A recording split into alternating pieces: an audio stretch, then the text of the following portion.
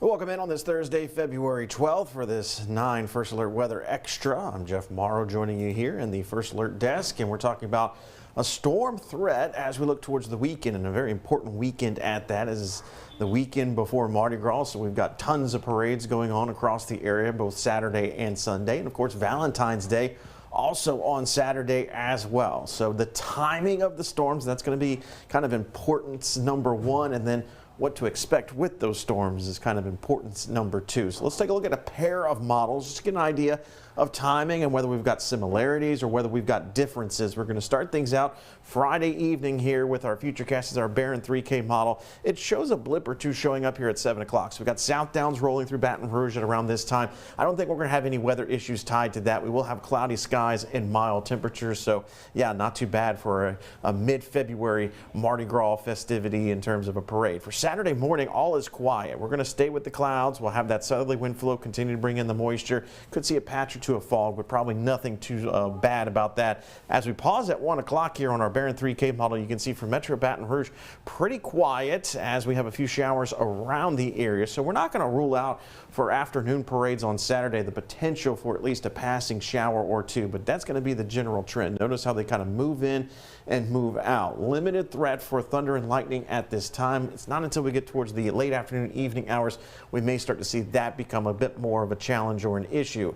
As we take a look into Saturday night into Sunday morning, you can see a little bit of a lull, but we've got that strong line of storms just off towards the west. That'll be rolling in as we go towards the pre-dawn hours on Sunday. So the Barron 3K has it kind of entering the northwest corner of our viewing area by around 3 a.m. in the morning on Sunday. So maybe not the most tranquil of sleep for Saturday night leading into Sunday morning, thanks to these storms rolling through.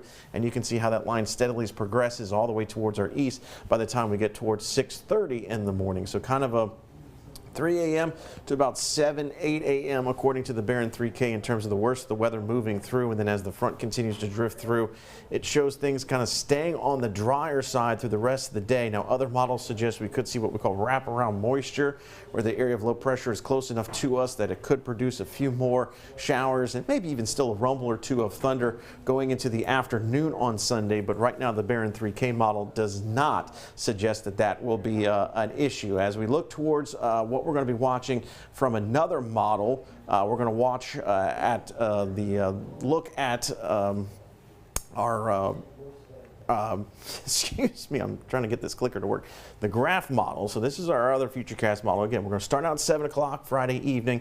Again, showing quiet weather, a blip or two kind of showing up there in terms of a radar signature, but bottom line, staying dry through the overnight Friday into Saturday morning. Then as we look towards Saturday afternoon, again, 1 o'clock, a couple of showers around the area.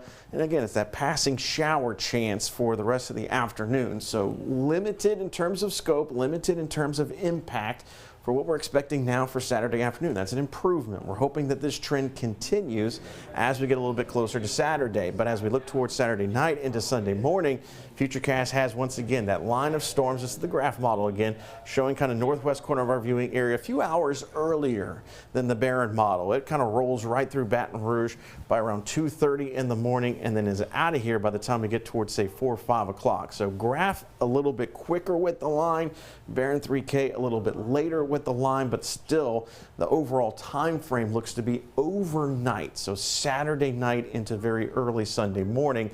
Then as we look towards the storm threats, what we're going to be watching for, I think our two predominant threats are going to be wind and lightning. Anytime we get a line of storms, it is generally going to be wind that is going to be the biggest concern, but also the frequent lightning could pose some issues for sporadic power outages. So overnight you may lose power heading into Sunday morning. All other forms of severe weather are still possible and on the board. We could see some small hail, could see some heavy rain, which could lead to potential for some localized street flooding, and we can't completely rule out a brief isolated tornado, but I don't think either of those or the three of those are going to be our significant things that we're going to be watching for. What we're really going to be watching for is that wind gust damage and the potential for frequent lightning, but those are going to probably be more of a localized concern, localized level that we'll be watching out for. So those are the concerns that we have going into the weekend. Southern Air of Baton Rouge says no, no, no, no interest, no money down, no payments for 12 months on HVAC, plumbing, and electrical services.